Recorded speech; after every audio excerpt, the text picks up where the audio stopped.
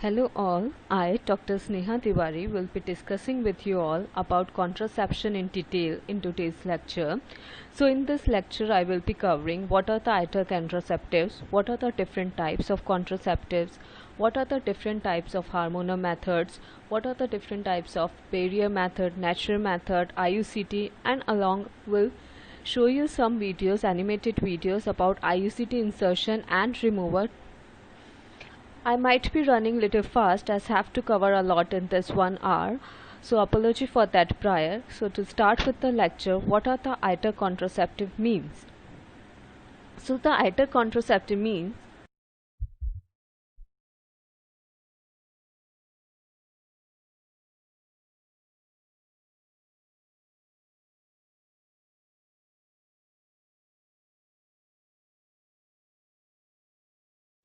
Contraceptive means अगर हम ये बात कर रहे हैं फर्स्ट वी अंडरस्टैंड कि कॉन्ट्रासेप्टिव का पर्पस क्या है that is for the purpose of family planning and family planning किस पर्पस से कि कितने ऑफस्प्रिंग चाहिए कितने इंटरवल पे चाहिए और कब चाहिए when you want to conceive at what time with what interval and how many time you want to conceive with that main motive we go for the contraceptive अब contraceptive is what which is inexpensive जो कि ज्यादा महंगा नहीं हो क्योंकि it is going to be used for the regular purpose so when you are using anything for regular purpose first motive आपका क्या आएगा कि it should be bearable to the pocket it should not be expensive अगर कोई चीज expensive है तो of course आप उसको रेगुलर यूज में नहीं कर सकते so for anything which we are opting for the regular use should be inexpensive so main either contraceptive it should be inexpensive second कि it should be easy and simple to use with the minimum side effect अगर किसी चीज में आपके side effects है तो of course जिसको opt करना है वो उसको ऑप्ट करने से पहले 10 बार सोचेगा क्योंकि उसको उसके साइड इफेक्ट्स भी बेयर करने पड़ेंगे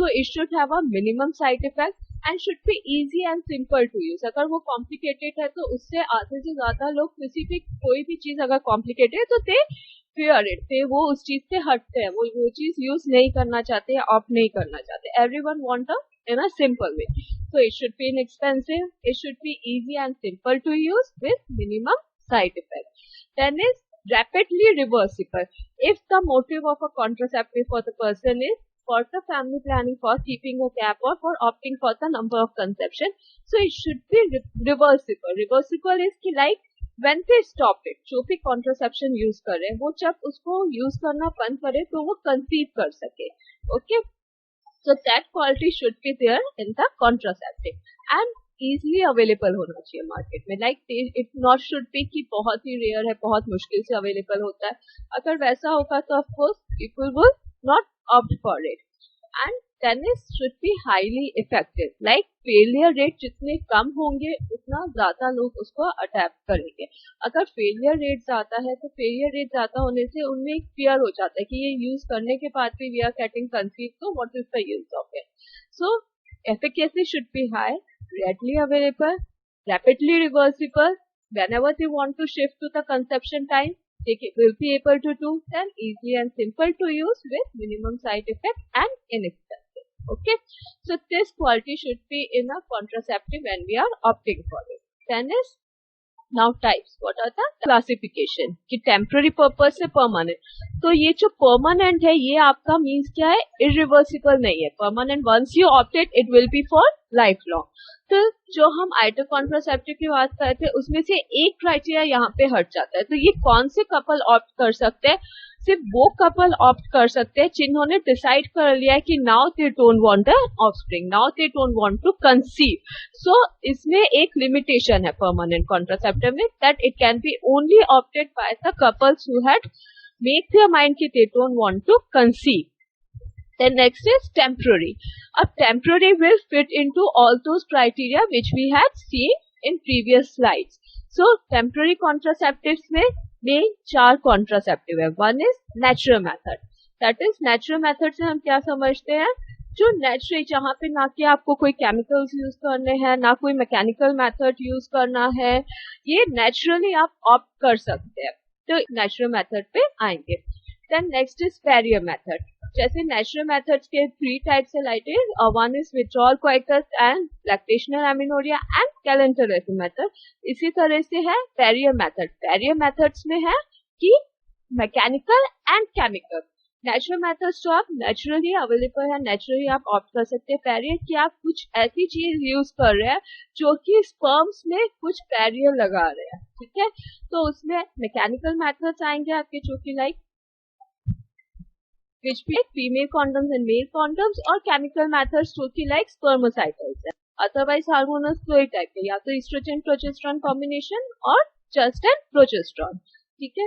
नेक्स्ट इज इंट्रायूट्राइन डिवाइसेस कि आप कुछ डिवाइस यूट्रस में इम्प्लांट कर रहे हैं जो कि फर्दर आपके एंडोमेट्रियम में अल्टर कर रहा है या कुछ ऐसे सर्वाइकल म्यूकस सिक्रीट कर रहा है जो कि स्पर्म पेनिट्रेशन में हिंड्रेंस कॉज कर रहा है। सो ये सब टेम्पररी मैथड टाइम एक्सेप्शंस में मेन तो combined pills and progestin pills जिसको हम मिनी पिल्स कहते हैं। तो कंबाइंड पिल्स में क्या आता है, estrogen progesterone and progestin pills में ओनली प्रोजेस्टेरोन। तो जब भी हम हार्मोनल कॉन्ट्रासेप्टिव की बात कर रहे हैं तो ऑफकोर्स यहाँ पे हम कौन से हार्मोन्स लेंगे, जो ओवरियन हार्मोन्स है। व्हाई? क्योंकि जस्ट ओवरियन हार्मोन्स ही है जो आपके कॉन्ट्रासेप्शन में रोल प्ले करते हैं। फर्स्ट के ओवरियन हार्मोन्स है तभी आपके, अगर उसमें हमने किसी तरह का ऑल्टरेशन किया तो ओव्यूलेशन नहीं होगा, ओव्यूलेशन नहीं होगा तो आपका कंसेप्शन नहीं होगा। One thing is that. Then ovarian hormones अगर आप आर्टिफिशियल दे रहे हैं, उसकी डोज ऑल्टर कर रहे हैं, तो वो जो हमने पहले देखा था कि how they work on endometrium, वो एंडोमेट्रियम में चेंजेस लाएंगे। या हमने देखा था कि हाउ ईस्ट्रोजन प्रोजेस्टेरोन सर्विक्स पे सर्विक्स म्यूकस पे वर्क करते हैं जिससे कि स्पर्म की पेनिट्रेशन में इजी मिलता है, इजी एक्सेसिबिलिटी मिलती है। तो वहां पे वो म्यूकस में ऑल्टरेशन करेंगे जिससे कि स्पर्म को पेनिट्रेशन नहीं मिलेगा फर्टिलाइजेशन होने के लिए। सो इस 3 तरह से ये वर्क करेंगे। सो अब नाउ इनके टाइप्स क्या, जो मतलब मेथड से जो अवेलेबल है, that is combined pill, estrogen progesterone की कंबाइंड पिल्स आती है, प्रोजेस्टिन पिल्स, फिर प्रोजेस्टेरोन की जिसे हम मिनी पिल्स कहते हैं, या पैचेस आते हैं जो कुछ टाइम के लिए लगाए जाते हैं फिर रिमूव किए जाते हैं। जैसे कि हमें निकोटिन पैचेस वगैरह आते हैं, वो आप सबको मालूम होगा कि जो स्मोकर्स वगैरह होते हैं उनके एडिक्शन छुड़ाने के लिए पैचेस आते हैं। सेम वे हार्मोनल पैचेस भी आजकल आ रहे हैं। Then are injection and vaginal ring. अब इन्हीं एक एक को we will see in details, okay.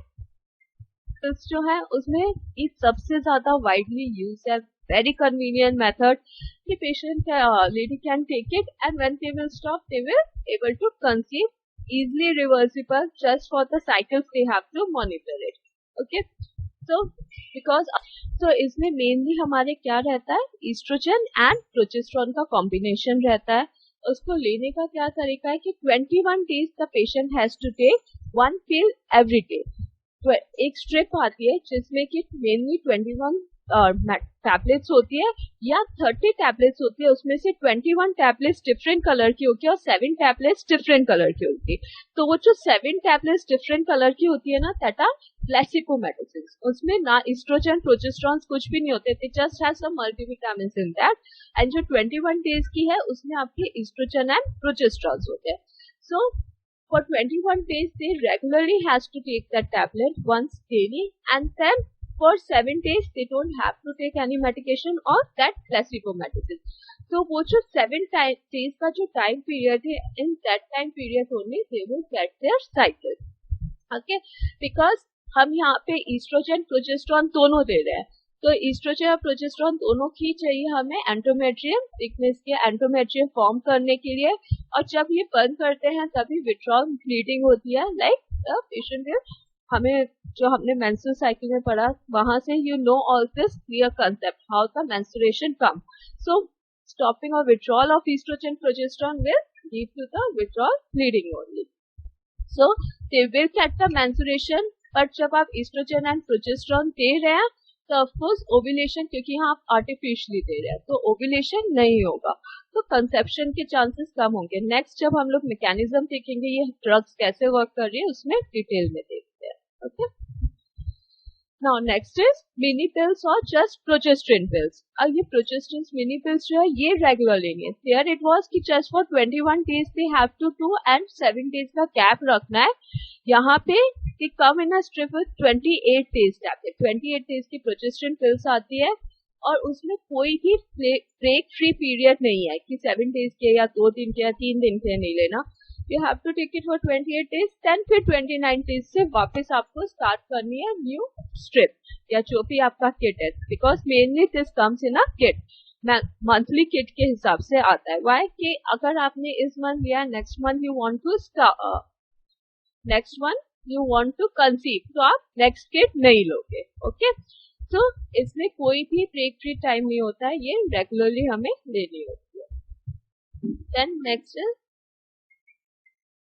कि मिनी पिल्स या प्रोजेस्टेरॉन ओनली पिल्स जो है ये किसमें एडवाइजेबल है और कब स्टार्ट करना है। ईस्ट्रोजन पिल्स का जो ईस्ट्रोजन प्रोजेस्टेरॉन कंबाइंड पिल्स का है दैट वी हैव सीन कि ये हम लोगों को मेनली 5th या 7th डे से स्टार्ट करना है और फिर उसके बाद हम लोगों को ये 21 डेज तक लेनी है और 7 डेज का गैप रखना है, that we have scene.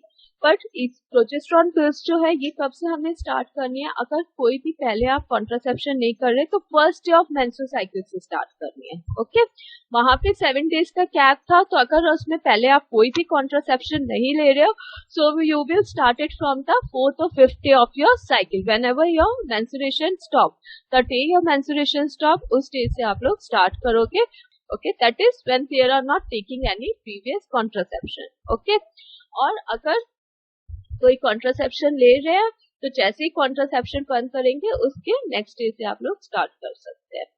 Then is कि अगर आप कंबाइंड ये पिल्स ले रहे थे, कंबाइंड ओरल कॉन्ट्रासेप्टिव्स ले रहे थे आप लोग, तो अगर पेशेंट को शिफ्ट करना है जस्ट प्रोजेस्टेरॉन पे, तो वो आप कब शिफ्ट करोगे, जब पेशेंट ने लास्ट पिल ली है ईस्ट्रोजन एंड प्रोजेस्टेरॉन के, तो उसी के नेक्स्ट डे से आप उसको पेशेंट को शिफ्ट कर सकते हो, सिर्फ जब आपको सिर्फ मिनी प्रोजेस्टेरॉन पिल्स देनी है। ठीक है, और अभी क्या है इसमें थोड़ा सा आपको डिफरेंस समझना होगा कि ईस्ट्रोजन प्रोजेस्टेरॉन से हम प्रोजेस्टेरॉन में क्यों शिफ्ट हो रहे हैं, या ईस्ट्रोजन प्रोजेस्टेरॉन किस में देने हैं और सिर्फ प्रोजेस्टेरॉन किस में देने हैं।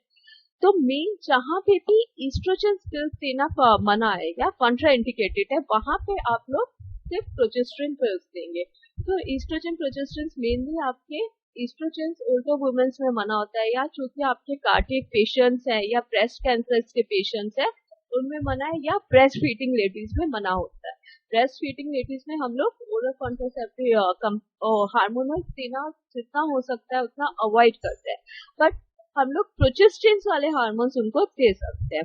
तो इसलिए ये 21 डेज मतलब स्पेशली 21 डेज तक तो you don't need any kind of contraception, but उसके बाद अगर आपको किसी को कॉन्ट्रासेप्शन पे शिफ्ट करना है तो आप इसको ब्रेस्ट फीडिंग लेडीज को 21 डेज के बाद से एटलीस्ट 21 डेज तक तो कोई भी हार्मोनल नहीं देना है। उसके बाद इफ नीडेड तो आप लोग 3rd वीक से उनको स्टार्ट कर सकते हैं।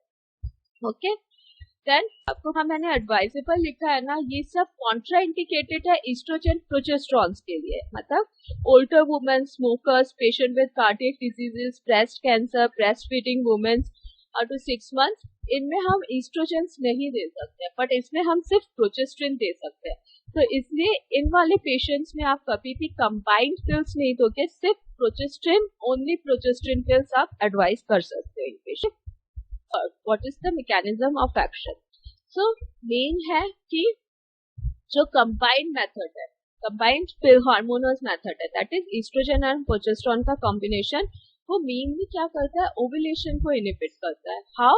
Because ये जो है mainly mid cycle जो आपके gonadotropin surge होता है, we had seen ovulation कब होगा, जब mid cycle gonadotropin surge होता है and estrogen अपने peak पे पहुंचता है, तब जाके आपके ओवुलेशन होता है।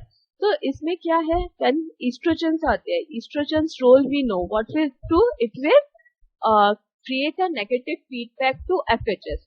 तो अब नेगेटिव फीडबैक एफएचएस को क्रिएट हो रहा है, तो दैट मीन्स यहाँ पे फॉलिकल्स स्टिमुलेट ही नहीं हो पाएंगे, फॉलिकल्स बन ही नहीं पाएंगे। ठीक है, और फॉलिकल्स नहीं बनेंगे, आप आर्टिफिशियली ईस्ट्रोजन दे रहे हो तो एंडोमेट्रियम तो बनेगी, ठीक है। जो ईस्ट्रोजन एंडोमेट्रियम पे काम कर रहा है वो तो होगा, बट ओव्यूलेशन नहीं हो पाएगा बिकॉज ऑफ फॉलिकल्स नहीं बन पाएंगे और एलएच सर्च नहीं हो पाएगी। एलएच सर्च नहीं होंगे, फॉलिकल्स नहीं बनेंगे, तो ऑफकोर्स ओव्यूलेशन नहीं होगा।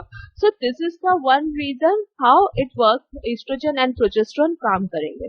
अब प्रोजेस्टेरोन ओनली पिल्स में क्या है कि ओव्यूलेशन हो भी सकता है, नहीं भी हो सकता। व्हाई? क्योंकि क्या होता है, प्रोजेस्टेरोन अगर हम दे रहे हैं तो एफएचएस पे कोई नेगेटिव फीडबैक क्रिएट नहीं हो रहा है, ठीक है, बट प्रोजेस्टेरोन एलएच पे नेगेटिव फीडबैक क्रिएट करता है। तो इस कारण से फॉलिकल्स तो बनेंगे, ठीक है, एफएचएस सिक्रीट होगा, फॉलिकल स्टिमुलेट्स होंगे और साथ में उसमें ईस्ट्रोजन्स भी सिक्रीट होंगे। तो ईस्ट्रोजन सिक्रीट होने से, फॉलिकल स्टिमुलेट्स होने से, फॉलिकल्स बनने से आपके एंडोमेट्रियम का एक जो बेसिक पैड होता है वो तो तैयार होगा। प्रोजेस्टेरोन कंटिन्यूअसली दे रहे हो तो वो क्या करेगा कि पैड में प्रोलिफरेटरी फेजेस भी लेके आएगा। सो प्रोलिफरेटरी एंड सिक्रीटरी फेज होगा एंडोमेट्रियम का, बट ऑल्टर वे में होगा, ठीक है, क्योंकि यहाँ पे हम प्रोजेस्टेरोन की डोज कंट्रोल कर रहे हैं और फॉलिकल्स बने हैं तो 18-20 mm के फॉलिकल्स हो गए तो हो सकता है वो रप्चर भी हो जाए, ठीक है। सो दैट इज व्हाई मे और मे नॉट इनिबिट ओव्यूलेशन। सो इसमें ओव्यूलेशन हो भी सकता है, नहीं भी हो सकता, पर कंबाइंड में तो it will compulsory ovulation won't happen, okay. Then but ये दूसरे वे से कैसे आपका वर्क करेगा as a contraception, that is जो कॉमन वे है, just progesterone only pills and oestrogen progesterone pills में जस्ट ओव्यूलेशन का डिफरेंस है, that I had explained. Now next is how both the drugs works, that is it will alter the cervical mucus making it thick, viscid and scanty. So we need कि progesterone के होने के कारण से cervical mucus thick हो जाता है और वो sperm penetration में आपके hindrance cause करेगा. So that how it will work. One way is that. Second is कि it will alter the endometrium. कि एंड्रोमेट्रियम की जितनी हमें थिकनेस चाहिए इम्प्लांटेशन की उतनी नहीं होगी, बस इतनी होगी कि वो शेड हो सकती है, ठीक है। तो it will alter the endometrium thickness and इसके कारण से इम्प्लांटेशन नहीं होगा, ठीक है। And next is it will alter the ovarian response to gonadotropin stimulation, that we have seen कि ये ओव्यूलेशन में जैसे हमने देखा कि एफएचएस को कैसे हैम्पर करेगा, एलएच को वो कैसे हैम्पर करेगा। सो 3 वेज हार्मोनल मेडिकेशंस के मैकेनिज्म के 3 वेज। फर्स्ट इज ओव्यूलेशन को हैम्पर करना, ठीक है। सेकंड वे इज कि एंडोमेट्रियम को ऑल्टर करना, एंडोमेट्रियम थिकनेस की ऑल्टर करना जिससे कि इम्प्लांटेशन ना हो पाए। नेक्स्ट इज सर्वाइकल म्यूकस को मेंटेन करना, थिकनेस को मेंटेन करना जिससे कि स्पर्म को आपके इजी एक्सेसिबिलिटी ना मिल पाए यूट्रस और में जाने, ठीक है। So this is mainly oestrogen का क्या कॉम्प्लिकेशन है, क्या side effects is it cause the breast tenderness and that is the reason sometimes it also happen, it is said कि because of using this breast carcinoma के chances भी हो जाते हैं when you are using the estrogen combinations it may cause the breast carcinoma, that is why जिसकी genetical history है breast carcinoma की, like if the mother has the breast carcinoma or sister has the breast carcinoma, तो उन patients में भी हम estrogen की कोई भी medications देना avoid करते हैं। So one is this, second is it will cause nausea, dizziness, bloating abdomen. These are very common side effects. This can be ignored like nausea, dizziness, bloating abdomen and vaginal discharge without any infection because we know कि estrogens है. Estrogens we had seen when we were studying in that HBO axis की estrogen आपके mucus को thin भी कर देता है, right. तो उसके कारण से ऑल्सो हम लोग उसको सिर्फ ईस्ट्रोजन नहीं दे रहे, प्रोजेस्टेरोन के कॉम्बिनेशन में दे रहे हैं, but because of the alteration in the mucus it may cause the vaginal discharge, that is physiological normal vaginal discharge में भी कॉज। तो अगर इस तरह की कॉम्बिनेशन इस तरह के साइड इफेक्ट्स हमें ज्यादा मिलते हैं तो उसमें हम लोग पेशेंट को सिर्फ प्रोजेस्टेरोनिक इफेक्ट्स में प्रोजेस्टेरोन मेडिसिन में शिफ्ट करते थे। When we see any kind of this side effect and we see them in more scale कि उसको ज्यादा ही साइड इफेक्ट से प्रॉब्लम्स हो रही है. There are certain side effects उसमें तो we have to shift. Okay, but nausea, dizziness, clotting, abdomen अगर माइनर है, अगर उनको ज्यादा नहीं है and patient can bear, then it's okay. Otherwise you shift them to other contraceptives. There are other options also जो हम उनको पेशेंट्स को ऑप्ट कराने के लिए काउंसल कर सकते हैं. But if the patient want a medication also कि वो उसको पिल्स ही चाहिए, तो आप उसको फिर प्रोजेस्टेरोनिक मेडिसिन पे ओनली प्रोजेस्टेरोन पिल्स पे देंगे. ठीक है. देन प्रोजेस्टेरोन के साइड इफेक्ट्स क्या है? It cause the depression. Okay, mainly people have the, that is the reason कि जो हम प्री मेंस्ट्रुएशन जो फेस है उसमें से आते हैं, you had heard this mood swing. So that is only because of progesterone levels के कारण ही those mood swings used to happen, those depression kinds of feeling used to happen. So now when you are giving artificial progesterone regularly, you are giving, that was for a particular time period only. Now for regular you are giving, तो उसमें जो the bodies which used to respond it that way, तो उसमें ये depression ज़्यादा मिल सकता है. Then dry vagina, okay, decreased libido and lethargy. These are also the common side effects of the progesterone pills. Acne and increased weight.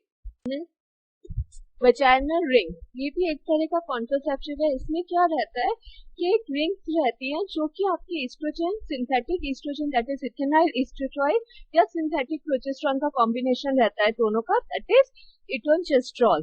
तो ये secrete करते हैं.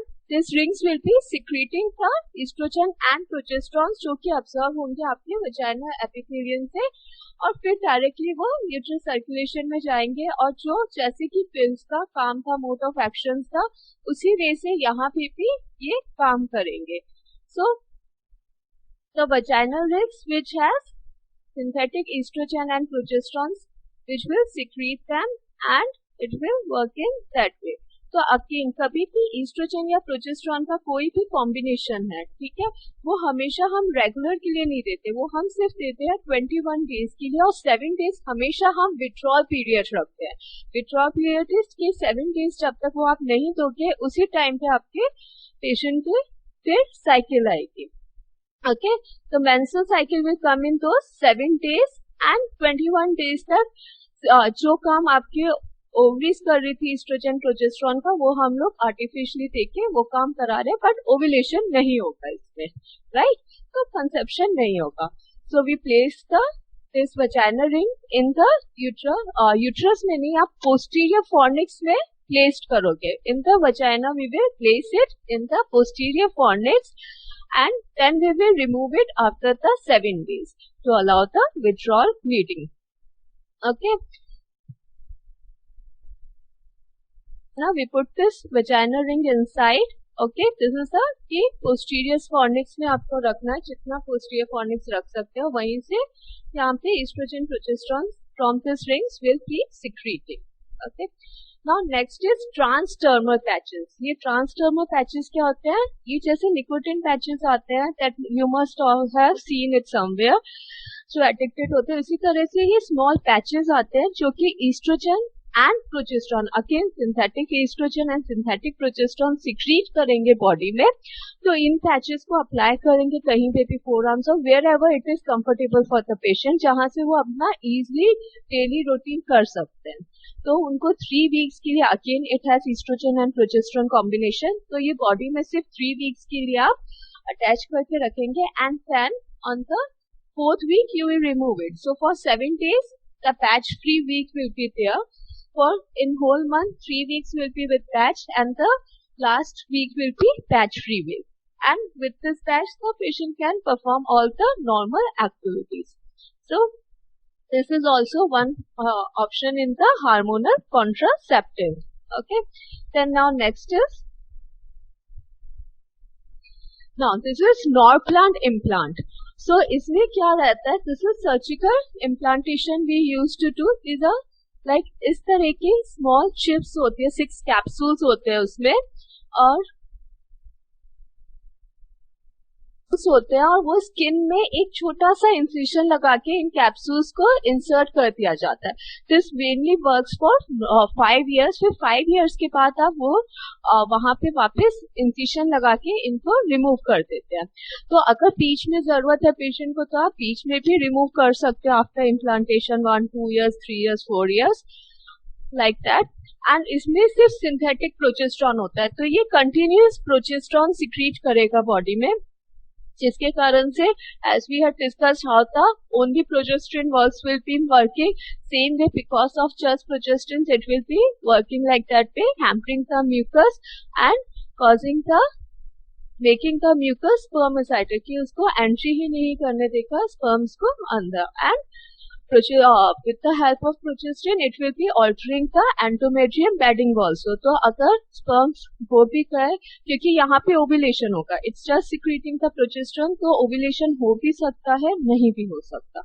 अगर ovulation हुआ है and by chance if the sperm cells fertilized also, first thing is sperms won't be fertilizing itself because it will work as spermicides की cervical mucus में आपके alteration करके endometrium bed में alteration करके. But anyhow if it is then endometrium bed ही आपका proper नहीं होगा for the implantation. तो even अगर zygote बन भी गया तब भी वो implant नहीं होगा because of the alteration in the endometrium bed due to the continuous secretion of the progesterone. Okay, so this is how this Norplant implant will be working. These injections used to come, which are progesterone के injections होते हैं, that is depo-metroxyprogesterone and we also call it as depo-prova. जो mainly आपको market में trade name से मिलेगा वो होगा depo-prova नाम से. ये 3 months के synthetic progesterone का injection आता है, like you given the patient once, so it will work for 3 months. तो ये आप पेशेंट को डीप आईएम देते हैं. This is always given as deep IM.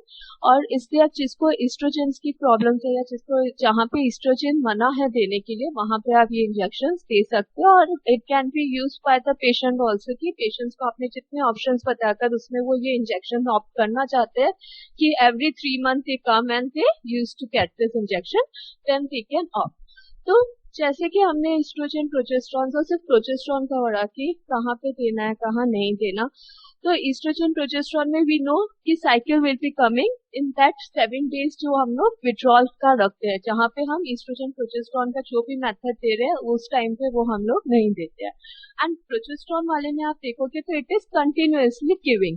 तो इसमें फर्क एक ये चीज आती है कि साइकिल में ऑल्ट्रेशन होता है. Sometimes we are giving only progesterone options to the patient, तो उनकी साइकिल बहुत कम आती है, ऑलिगो होने लगता है. They start getting the oligo menstruation. That's IUD.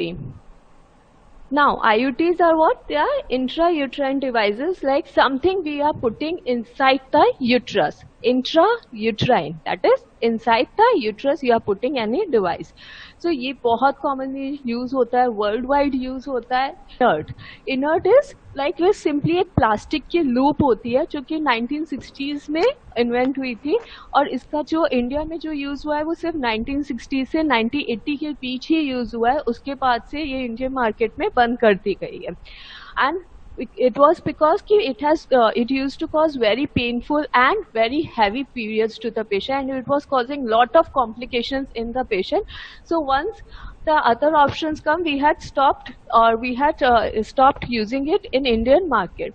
Then next is copper releasing. इसके बहुत टाइप के हैं, like copper releasing में इसको हम पैराकार्ड भी बोलते हैं. So they used to come copper T 200, 250, 375, 380 depending of कि कितना कॉपर हम उसमें यूज कर रहे हैं और कितना कॉपर वो सिक्रीट कर रहा है. On that it depends कि for how many time period, like कितने साल तक वो काम करेगा. Then next is progesterone releasing. इसको हम IUS भी बोलते हैं, like inerts जिनको हम loops बोलते हैं. These are copper releasing IUDs. Then are the hormonal one which we are called as IUS, that is intrauterine system. इसको हम इसमें जो हार्मोनल वन होती है ये सिर्फ प्रोजेस्टेरॉन रिलीज, इसमें सिंथेटिक प्रोजेस्टेरॉन इनबिल्ट होता है जो कंटिन्यूसली सिक्रीट होता है, लिवन दैट इज लेवोटेस्टेरोल. एंड इसको हम मेनली जो ट्रेड नेम है दैट इज मिरेना, मिरेना नाम से ये मेनली मार्केट में मिलते हैं. So we see this now. See ये वाली जो है which has been stop, this is loop one. ये अभी भी कोई अगर आप पेशेंट्स देखेंगे जो अगर 80s या 70s में जिसके इम्प्लांट की हुई है वो अभी तक रहती है. इसमें कोई टाइम पीरियड नहीं था कि जस्ट फॉर 3 years 5 years और 10 years. So it was just a plastic loop जो कि हम लोगों के हम व्हेन वी सी की हाउ दिस IUCT वर्क्स तो आपको समझ आएगा कि why it was not remove. तो अभी भी कई बार होता है कि सर्जरीज या किए जाते हैं. लाइक दिस इज द, ये आपको कहीं पे मिलेंगी नहीं, it's a very rare picture. ये ओटी में एक पेशेंट का सर्जरी किया, हिस्टेक्टमी किया, उसमें भी find this loop and that was patient was 70 years old और उसके 40 years से ये लूप बॉडी में थी and even the patient was not knowing about it. They had put this loop and the patient has forgetted in और what we don't know, but we found out during the hysterectomy that patient has an inbuilt this implant of the loop inside the uterus. And now these are the different IUCTs which are in markets which we are using IUTs. So these three are IUCT. This is copper T 200, ठीक है, this is multilode 375, this is copper T 380 and this is Mirena one, that is levotestrol 1 IUS. तो इसका जो है ये main कैसे काम करती है, ये कॉपर टी 200 या 250 भी एक आती है, ये दोनों 3 years के लिए काम करते हैं. और इसमें क्या है कि ये जो कॉपर है ये आप देखोगे ये मेनली टी शेप है, तो जो इसका ये लॉन्गिट्यूडनल जो स्ट्रिंग है उसी पे कॉपर आपका किया हुआ है, उसको इम्प्लांट कर रखा है. तो वो मेनली 200 mm² के हिसाब से इस एरिया में कॉपर आपका रोल किया होता है उसमें. एंड कॉपर टी 375 जो है दिस इज दिस वन, ये 5 years के लिए वर्क करती है एंड इसमें जो कॉपर है वो मेनली कितना 375 mm² एरिया को कवर कर रहा है, ठीक है, लाइक दिस. इसी बेसिस पे इनके नाम पड़े हुए हैं, like the amount of copper use for the square feet area. Then this is copper T 380 जो कि 10 years के लिए काम करती है.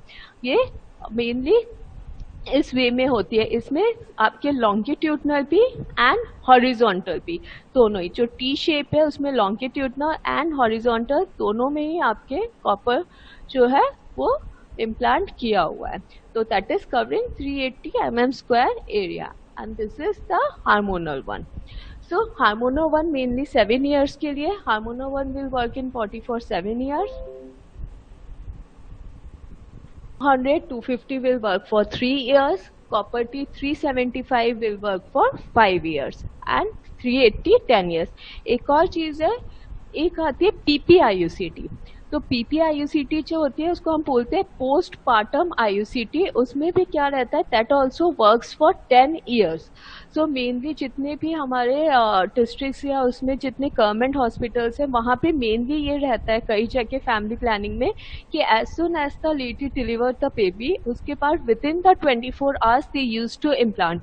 बाकी जितने भी IUCTs हैं आप पोस्टमार्टम में इम्प्लांट नहीं करोगे, बट स्पेशली एक PPIUCT करके आता है that we can implant immediately after the delivery. तो इवन लाइक सिजेरियंस जब होते हैं जिनके अर्लियर 2 सिजेरियन या फर्स्ट सिजेरियन हो चुके हैं, आपको पता है कि you want to give them counselling की वो आके कंसीव ना करे या इस तरह का, तो उसमें at the time of caesarean section only when they open the uterus, उसी में बेबी निकालने के बाद before closing the uterus they use to put the PPIUCT inside and after putting the PPIUCT then they use to close the uterus and after that they use to counsel the patients की post surgery. वो लोग बता देते हैं कि this has been inserted and you won't be conceiving for this much time. Okay, then now we'll see how this will be working.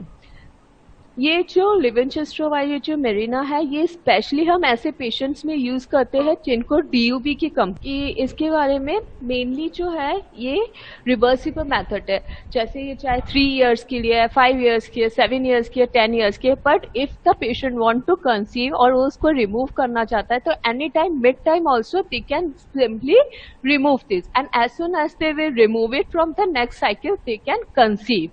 And इसका effectiveness it is almost 97% effective. Failure rate is very less, that is only 2 to 3% failure rate is there. And that also जो new IUCTs आ रहे हैं, like especially this 375 and Mirena, इनमें 0.5% ही failure rate है. So this is, we had seen how they are mainly of plastic frame which have this copper wire around their stems, and कितना copper wire कितने square से cover हो रहा है उतने time तक उसी basis पे वो work करेगा कि particular time period तक. Okay, so surface of the copper will determine the effectiveness and active life of the device. Then it is of course a long-term contraception. Once the patient has choose it has implanted this IUCTs. After that अगर patients में कोई complication, starting में थोड़ा सा patients में DUB की complaints हो सकती है, most of the patients में उनको आपको counsel करना पड़ेगा कि like you had given something to the uterus, आपने कुछ foreign body implant की है तो वो आपके menstrual cycle में थोड़ा problem का है, but it is only for a time period and soon your cycle will be normal. And फिर जितना टाइम पीरियड है like 3 years, 5, 7 और 10 years, till that time the patient will be in comfort zone, उसको और कोई contraception use करने की जरूरत नहीं है. Okay. Then next is how this will be acting. तो मेन जो IUCT का काम है, एक चीज इसमें क्लियर, जैसे हार्मोनल है, ईस्ट्रोजन प्रोजेस्टेरोन आप दे रहे हैं तो वहां ओव्यूलेशन नहीं होगा. और IUCT कुछ भी आपने लगाई है, कुछ भी IUT आपने लगाया है तो वो मेन के 2 तरह से काम करता है. एक तो है कि एंडोमेट्रियम में ऑल्टर करता है वो, and second is cervical mucus में. So how that happen, first is कि all IUCT will cause a foreign body reaction in the endometrium, जो कि क्या करेगा, if IUCT is of course a foreign body, it's a foreign body, तो वो आपके leukocytes को भी increase कर देगा. Whenever any foreign body comes into our body, our leukocytes almost automatically start increasing to fight it back. So same way leukocytes will increase and also it will increase the prostaglandins.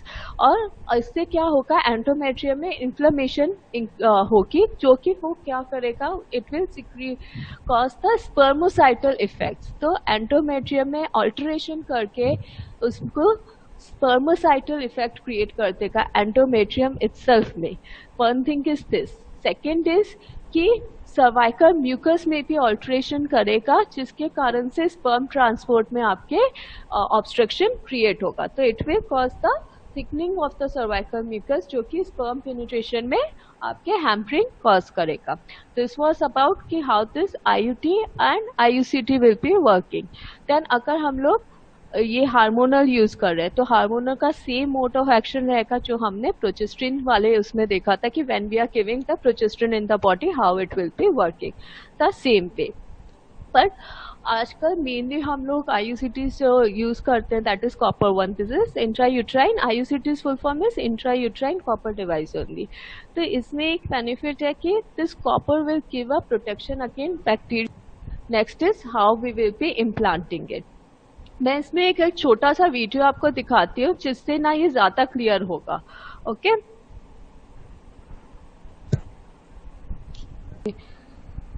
So this is just an animated video. इससे आपको, this one is copper T 380 and this is 375.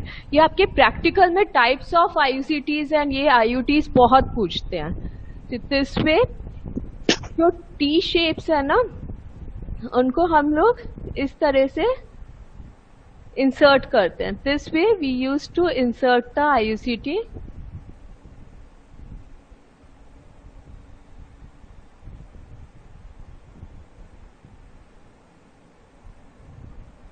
और ये जो thread होता है ये almost 3 to 4 centimetre के around हम लोग थ्रेड छोड़ देते हैं, जिससे जब भी रिमूव करना भी just catch that thread with the help of artery and we excrete it out. Okay.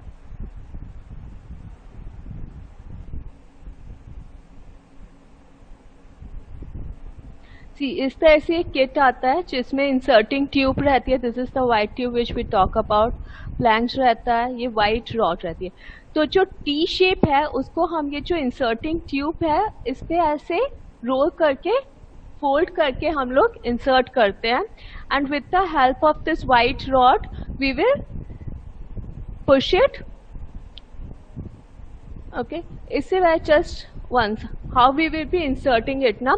तो जब भी हमें IUCT कोई सा भी IUT इंसर्ट करना है तो we always take the patient in the lithotomy position. And जो पहले के मैंने आपको बताया उस तरह से पेशेंट को ब्लैडर एम्प्टी करा के लिथोटमी में लेके क्लीन करके जो पूरा आपका पेरिनियल एरिया है उसको आप पेंट करेंगे. एंड आफ्टर दैट आप लोग जो हमारे इंस्ट्रूमेंट्स है लाइक स्पेकुलम से and anterior vagina wall retractor से होल वजाइना को एक्सप्लोर करके वर्ल्सलम की हेल्प से सर्विक्स के एंटीरियर लिप को होल्ड करेंगे.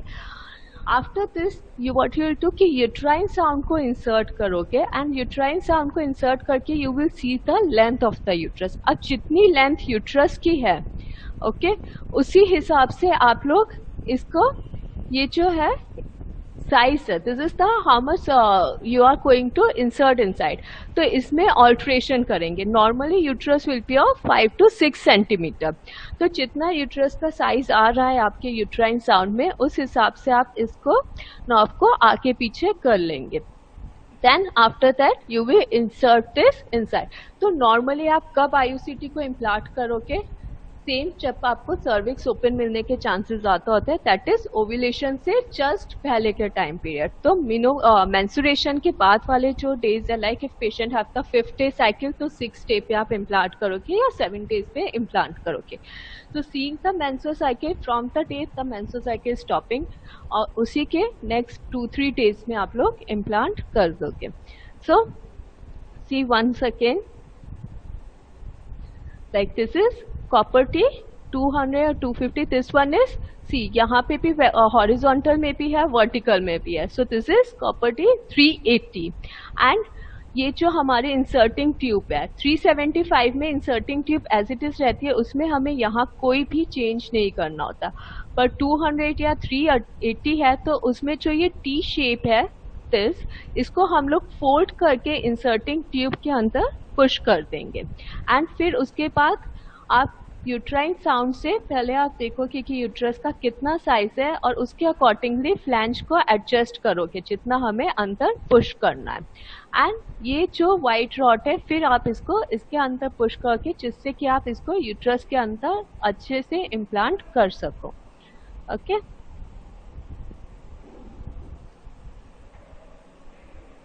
See this way.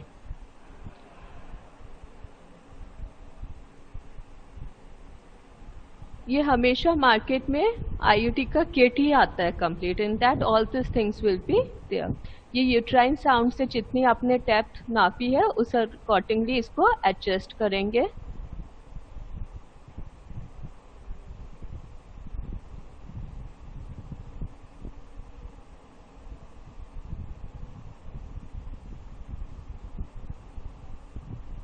ये गया फिर इसको आपने पुश बैक किया तो ये अपने आप वहां पे ओपन हो गई. जो टी शेप है अपने आप ओपन हो गई जैसे आपने पुश बैक किया. फिर आपने वाइट रॉड रिमूव किया and then you remove this. And around 3 to 4 centimetre पे आप थ्रेड को कट कर दोगे. 3 to 4 सेंटीमीटर सर्विक्स से आना चाहिए. तो दैट इज की वजाइना में 3 to 4 सेंटीमीटर थ्रेड रहेगा वो हमने कट कर दिया. Okay and now so moving back towards the slides, as we know IUCTs are of mainly of three types. Main आपके है loops, IUCTs and hormonals. तो loops are the mainly plastic ones and अभी वो India में use नहीं होती है. Next is IUCT that is copper one and next is hormonals. तो ये mainly 3 years, 5 years, 7 years and 10 years के लिए आते हैं. और उसमें जो आपको ध्यान रखने की चीज है वो ये है कि इंसर्ट कब करना है। तो इंसर्ट मेंस्ट्रुएशन के बाद एंड ओव्यूलेशन से पहले का जो टाइम पीरियड है उसी में आप इंसर्ट करेंगे। And always whenever you put the IUCT आपको पेशेंट को काउंसल करना है फॉलो अप के लिए, जिससे कि आईयूसीटी मिसप्लेस होने के चांसेस कम होते हैं। तो first follow up will be जब भी आपने आईयूसीटी इंसर्ट किया है उसके 1 मंथ बाद it will be follow. You will call the patient for follow-up immediately after the 1 month of the insertion. फिर उसके बाद आपको पेशेंट को जितने भी ईयर्स के लिए आईयूसीटी लगी है, suppose even if it is for 10 years which is maximum, तो you have to counsel the patient to come after every 6 months for the follow-up. So that is main IUCTs में की types, insertions videos also we had seen. Okay. With the natural and Perrier method. So natural method में जो है one is lactational amenorrhea. Now what happened in lactational amenorrhea? When a breastfeeding उस time पे hormones में बहुत से changes होते हैं, specially oestrogen is at very high level, because of which ovulation नहीं होता है and due to which there won't be any conception. तो स्पेशली जो लेडीज स्ट्रिक्टली ब्रेस्ट फीड करा रही है which is always counsel them कि फर्स्ट 6 मंथ उनको सिर्फ ब्रेस्ट फीड कराना है। जो हम लोग अन्नप्राशन संस्कार भी कहते हैं वो भी छठे महीने से होता है। अगर if they are following for the strict breastfeeding और साथ में if it compiles with the amenorrhoea, साथ में अगर उनके मेंस्ट्रुएशन नहीं आ रहे तो उस टाइम पे उनका कंसेप्शन का चांसेस बहुत कम होता है। तो this work as a natural contraceptive and the failure rate for this is only 2%. Only 2% if she is strictly breastfeeding and if it is followed with the amenorrhea. But if she is strictly breastfeeding, but some ladies it happens in some ladies कि they get their menstruation also. तो अगर वो सिर्फ baby को breast feed करा रही है और उसमें भी उनके मेंस्ट्रुएशन आ रहे हैं तो उसमें भी वो it also work as a contraceptive only, just the failure rate will be increased. So in that case the failure rate will be 10%. So this is one kind of natural contraceptive. Then another one is interruptus coitus. Interrupted coitus, what happened during the coital act? Male partner has to play an important role here. So male partner has to take care to not deposit the sperm inside the vagina. So in this the coital act is interrupted. The male partners are interrupting the coital act by just controlling to not deposit the sperm inside the vagina. In place of that, they used to deposit outside the vagina. So but the failure rate is very high. That is almost 20 to 27% failure rate. This is the second highest failure rate if we consider in all the contraceptives. जितने भी हमारे contraceptive के methods हैं, उसमें सबसे ज़्यादा failure rate है हमारे calendar method का, which we will discuss next. उसके बाद है interruptus coitus का, and after them it comes the continence rate. Then next one is calendar method, which is also called a safe method. तो ये किस चीज़ पे डिपेंड करता है, ये जो हम लोगों ने कई बार क्लास में डिस्कस किया है कि स्पर्म की लाइफ होती है 3 डेज की, ओवम की लाइफ होती है 1 डे की। तो इस कंसेप्ट पे हम लोगों ने ये इस तरह का कैलेंडर सेफ मेथड के सेफ पीरियड की पूरे जो 30 डेज का टाइम पीरियड है उसमें से कितने दिन आपके सेफ हो सकते हैं, कितने unsafe, on basis of this कि मेन जो कंसेप्शन का टाइम है वो आपका वही एक तो 1 डे का या जब आपका फर्टिलाइज ओवम ओव्यूलेशन होता है और उसके बाद वो ओवम कितने दिन तक रहता है। बट उससे पहले भी अगर क्वाइटल एक्ट हुआ है तो स्पर्म लाइव ही रहता है, तो हम वो 3-4 डेज को मेन मानते हैं। तो इसी बेसिस पे हम लोग ये सेफ मेथड सेफ पीरियड के कंसेप्ट से इसको भी नेचुरल मेथड में लेते हैं। तो main this is the thing, but इसका फेलियर रेट सबसे ज़्यादा है, it is 20 to 30%। And this calendar method is the onliest method जो रिलीजियसली, जहाँ पे कई रिलीजन्स में कॉन्ट्रासेप्टिव यूज़ करना कॉन्ट्रा इंडिकेटेड है या वहाँ पे बोलते हैं कि नहीं करना चाहिए because it's they have some theories कि it's a God gift and you should not interrupt it or you should not use any method to come between the God choices and your choices. वहाँ पे भी this is the only method which has been set to follow. क्योंकि बाकी के time पे what they had to do, they are not using any mechanical and chemical method, but they are observing the brahmacharya. So if during whatever the this time period is there for the concept for the ovulation, तो उस time पे ब्रह्मचर्या को अगर आप follow करते then that also works for the natural method, but इसका failure rate बहुत high है 20 to 30% because exact day of ovulation we can't say, we can only assume it. So how we assume कि what is that day of ovulation, it will depend on these things. So main PPT, we know that basal body temperature will change once the progesterone start increasing in the body, and progesterone start increasing once the ovulation happens.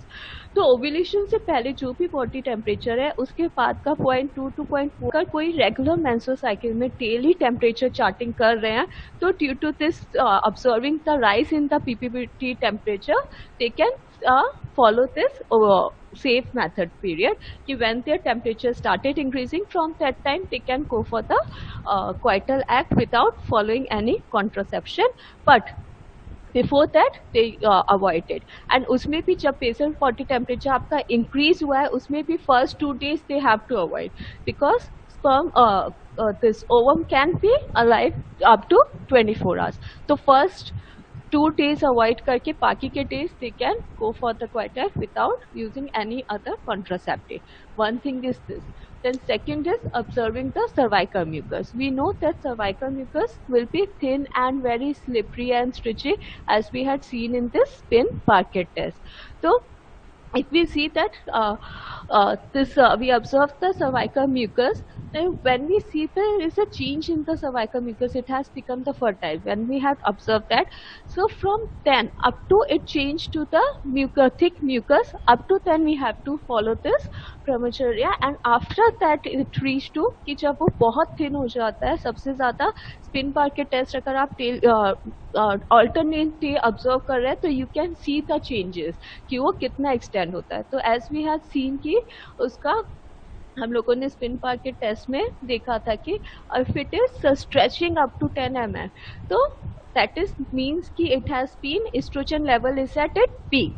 तो उस दिन से लेके up to उसके next 3 days तक specially have to follow the abstinence, follow the brahmacharya. After then they can go for the coital act. So this is the one method कि ovulation को observe करके आप कर सकते हैं, but it is mainly clinical. This is involve clinical interference. तो या तो temperature checking या आपके cervical mucus को note करके, तो mainly हर patient में ये possible नहीं है. Only the people who are related to medical field they can do this, they can control or observe their ovulation. One thing is this. Second is nowadays ovulation kits are also coming. So although contraceptives के लिए वो कोई use नहीं करता, they use it for the purpose of conception. कि they find it when the ovulation is there and then they go for the coital act with the aim of conception. Okay, but उसको भी हम लोग applied way में contraceptive के use कर सकते हैं कि once they had come to know that this is their ovulation time, so avoid the going for the coital act during those days, and after those you can go for the coital act without using any kind of contraceptive. So one thing is that. Next is periodic abstinence, जिसको calendar method जो मैंने अभी आप लोगों को बताया था, the one which has been set और discussed in books also. So calendar method में क्या होता है, इसका सबसे बड़ा ड्रॉबैक क्या है, इसमें आपको कंटिन्यूसली 12 मेंस्ट्रुअल साइकिल को ऑब्जर्व करना है. सो 12 मेंस्ट्रुअल साइकिल को ऑब्जर्व करके उसमें आप क्या देखोगे कि सबसे शॉर्टेस्ट जो साइकिल है उसका जो फर्स्ट आप अनसेफ डे निकालोगे वो 20 डेज को सब्ट्रैक्ट करके. ठीक है, so suppose shortest cycle is of 25 days, तो 20 डेज आपने सब्ट्रैक्ट कर दिया और जो 5th डे है, 5th डे से आपका अनसेफ डे शुरू होगा. Like from 5th day onwards we can conceive any time. अब उसका एंड टाइम कि आपको कब तक का निकालना है, दैट विल बी कि ये जो 12 मंथ्स की साइकिल आपने ऑब्जर्व किया उसमें सबसे लॉन्गेस्ट साइकिल का जो है तो that will be 10. Suppose it is of 30 days. अगर 30 डेज की साइकिल है तो उसमें से आप 10 डेज माइनस करोगे, तो 10 डेज जब माइनस किए that will be 20th day. तो 5th to 20th day is the unsafe day. अब इसमें of course mid time period will be the highest unsafe days, and जो आगे पीछे के day there will be low risk unsafe days, but from 5th to 20 days जो है that is considered they can conceive any time between these days, और बाकी के जो first 5 days है and 20 से लेके 30th day तक के जो है that will be your safest day. At that time they won't, even if they are going for the coital act, they won't conceive. So this is the one-way calendar method. Then following the PPT and mucus discharge pattern, which we had discussed detail in the previous slides. So these two are clinical method, which of course patients normally can't follow, but this one calendar method patient can follow just for 1 year. They will need a regular monitoring. और ये एक बार आपने patient को समझा दिया तो वो खुद भी कर सकते हैं. So here just the patient need a counseling. Then next is barrier method. Barrier method में दो है, एक है फिजिकल. फिजिकल्स कैसे आएंगे, जैसे कि आपके कॉन्डम्स है, फीमेल कॉन्डम्स, मेल कॉन्डम, या केमिकल. कुछ आप ऐसे केमिकल यूज कर रहे हैं जो कि आपका स्पर्मिसाइटल प्रॉपर्टीज है जिनमें, तो वो आपके बैरियर का काम करेंगे कि स्पर्म्स को ही आपके जाने नहीं दे रहे हैं वहां पे. सो इसमें फिजिकल मेथड्स में आपके जो भी ये है main how they work, specially कि they use to create a blockage for the entry of the sperm into the upper genital tract. तो स्पर्म की एंट्री रहती है but they create some barrier जिससे कि वो अपर जेनाइटल ट्रैक्ट तक नहीं जा सकता. End of course the cervix will be in the posterior fornix, वो अपर जेनाइटल ट्रैक्ट पे ही लोकेटेड होगी. तो सर्विक्स एंड आपके वजाइनल में ऐसे ऑब्स्ट्रक्शन क्रिएट कर देंगे कि स्पर्म्स वहां तक जा ही नहीं सकते. बट इसका failure rate is very high, it is around 15 to 20%, but still it is very commonly use. The most commonly used is one of this physical barrier method. Then next is chemical barrier methods, जिसमें आपके स्पर्मोसाइटल्स जो आपके combinations होते हैं, जो आपके chemicals होते हैं, वो इस तरह के होते हैं कि उसमें स्पर्मोसाइटल एक्टिविटीज रहती है. इसका ड्रॉबैक यही है कि जैसे कि बाकी कईयों का ड्रॉबैक है, it won't be working for the STT, and इसका फेलियर रेट सबसे हाई है, it is almost 20 to 30%. But the main important thing here is कि जब ये दोनों बैरियर मेथड साथ में यूज होते हैं, like if you are using physical with the chemical, it give more effectiveness. So although both have a high failure rate, but when both come in a combination, कि आप condoms में अगर spermicidals use करके then if you are using the condoms, तो उनका effectiveness बढ़ जाता है, increase हो जाता है, okay? और failure rate कम हो जाएगा. Then इसकी क्या क्या मेन मेरिट्स जो है वो यही है कि it is very easily available and very easily reversible, कि once you are using the day you stop, उसके बाद से it become reversible. Whenever you want to conceive you can use it. And इसके side effects कोई नहीं है, barrier method के कोई ज़्यादा साइड इफेक्ट्स नहीं है. It has very less side effects. जो है वो सिर्फ यही है एलर्जिक से related. If the latex is not suiting to someone so they might have some allergics. Then it is very effective if used with the combination. अगर दोनों को हम use कर रहे हैं साथ में, then it is very effective. And so even this physical barrier methods पहले इतना use में नहीं थे. Once this STD, especially like HIV, comes into the picture, after that it has been very broadcasted in a very large scale. So after the STD came in the picture, then this had been broadcasted in a very large scale and had been advised to use this physical method, because not only they work as a contraceptive but they protect the persons from the STD also. So that is the one reason ki because of such a high failure rate of 15 to 20%, still it has been marketed on a very large scale.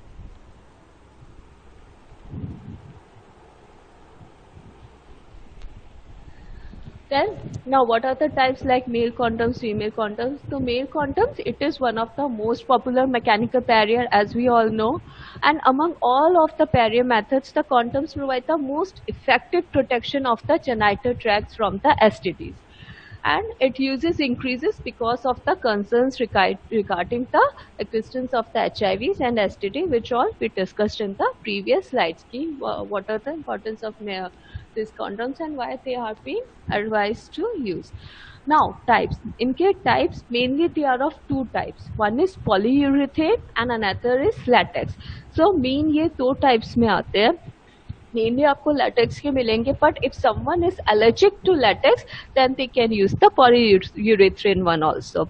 So polyurethane ones are mainly they are very thin and very suitable for those who are sensitive to latex or rubbers. Then इनकी efficacy हम लोग कैसे increase कर सकते हैं, as we discussed, by using the spermicides in that, by using some chemical agents की जिनमें spermicide properties होती हैं. Then या तो उन्हीं के अंदर before using the condom you can add the spermicide into that, or you can do that कि before going to the coital act you can put the some chemicals which have this spermicide. आजकल कई condoms आ रहे हैं जिनमें reservoir tip होती है, तो if you are using those reservoir tips condoms that also increase the efficacy, because उसमें सारा जो sperm है वो आपके reservoir tip में आके collect हो जाएगा. and mainly इसमें failure rate किस कारण से होता है, because of the tear. अगर कहीं पे tear या कुछ हो गया है कॉन्डम का, तो उसके कारण से it may cause the failure rate. तो अगर रिजर्वॉयर टिप होती है उसमें डबल कोटिंग होता है, उसमें आपके टीयर के होने के चांसेस बहुत लेस होते हैं, so it will increase the efficacy.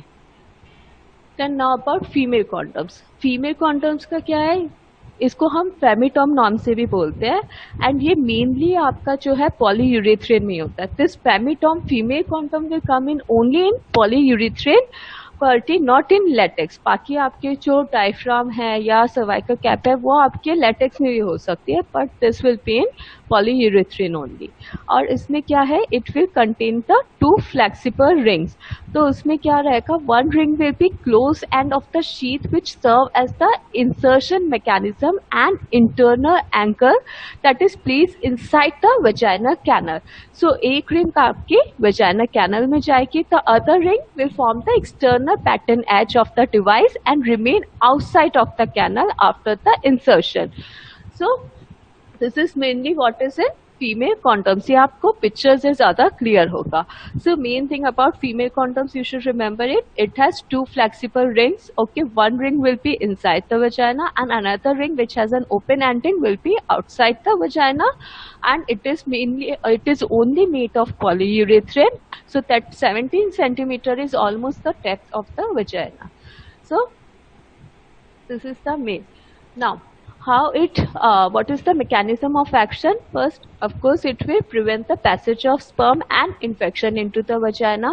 And how it can be used, it can be inserted up to 8 hours prior to intercourse and can remain in place up to the 8 hours. After 8 hours you need to remove it.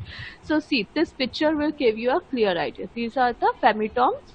Okay, see, this is the femidome external ring. Okay, this way you used to insert, and this is internal ring. Okay, so it is like, if you see or if you compare it, it's like a class.